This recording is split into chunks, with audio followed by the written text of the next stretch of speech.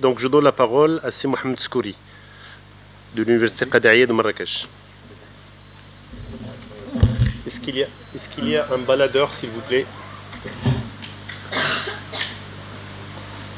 Merci. Merci.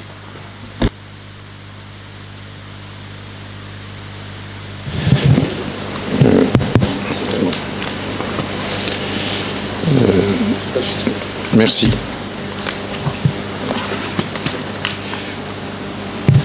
Je suis là justement pour vous parler un peu de la partie digitalisation, donc je ne vais pas sortir du sujet. Et ce qu'on a pu faire au niveau de l'Université Qada'iyya, bien sûr, dans le cadre de projets européens, que ce soit Tempus, Erasmus+, ou bien d'autres projets, soit avec l'AEF. Et je vais me limiter uniquement aux projets qu'on a eu au niveau de l'Université Qada'iyya concernant la digitalisation.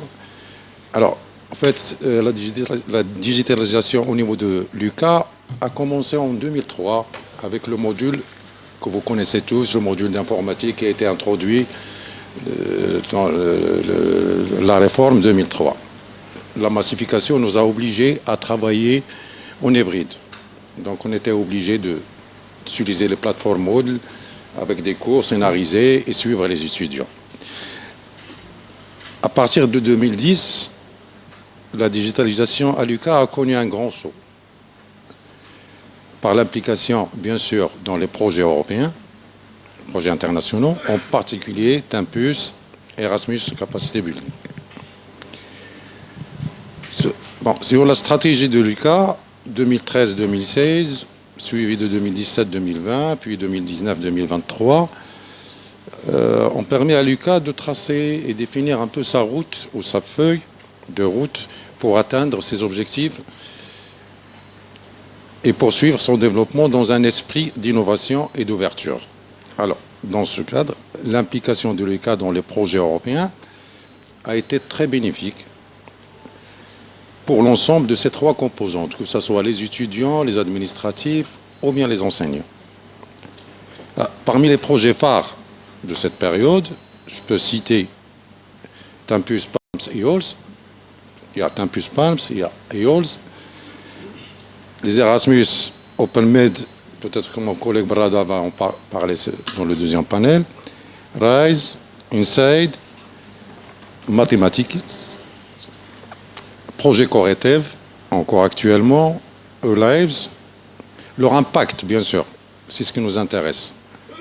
Pour le projet Palms, on a formé 750 étudiants, doctorants et masterants, c'est-à-dire certification C2I niveau 1 et enseignants, depuis 2015 à 2022. Donc, c'est là l'impact. La formation des enseignants et administratifs. 120 nouveaux recrues ont suivi la formation et 25 sont déjà certifiés, le reste, c'est en cours. Le projet Tempus EOLS, c'est une expérience vraiment très intéressante puisqu'il consiste à réaliser des travaux pratiques à distance et qui a donné naissance à une licence avec codiplomation depuis 2014. On est à la 8e promotion. Donc, chaque année, on a une vingtaine d'étudiants qui suivent cette formation.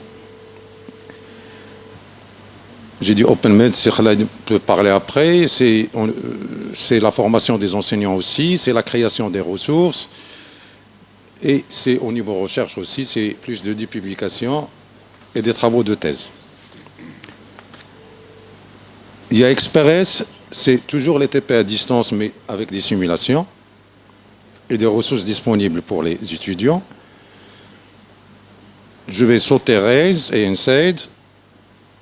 Ça concerne le premier, la modernisation des ressources humaines, avec beaucoup de formations dont ont bénéficié les administrateurs, les administratifs. INSAID, c'est un enseignement à distance pour les étudiants à besoins spécifiques. Coretev, qui est en cours actuellement, il consiste à former les enseignants à l'utilisation des TIC dans l'évaluation cette fois-ci des apprentissages. Et actuellement, au niveau uniquement de l'UQA, on a formé 80 enseignants entre Marrakech et Safi. Et on compte atteindre le chiffre de 160 l'année prochaine.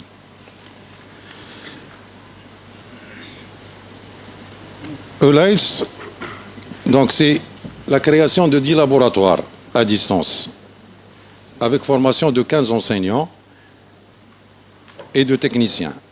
Actuellement, 500 étudiants suivent leur TP à distance. Voilà l'impact. Nous avons les étudiants S3, S4.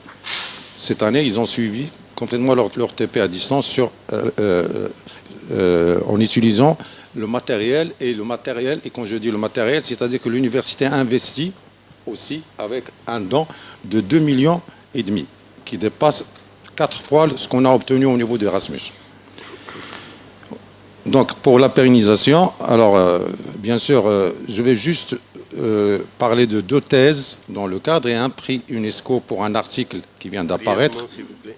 Une seconde. Et une dissémination, dernière chose, c'est une dissémination dernièrement au niveau de 2 lycées à Zagora, avec une présentation en présentiel et une présentation à distance des systèmes embarqués et des contrôles des travaux pratiques à distance, où il y avait tous les élèves du lycée, le staff et les enseignants. Et je vous remercie. Merci. Merci Siskouri. Désolé de vous faire de la pression pour respecter le temps.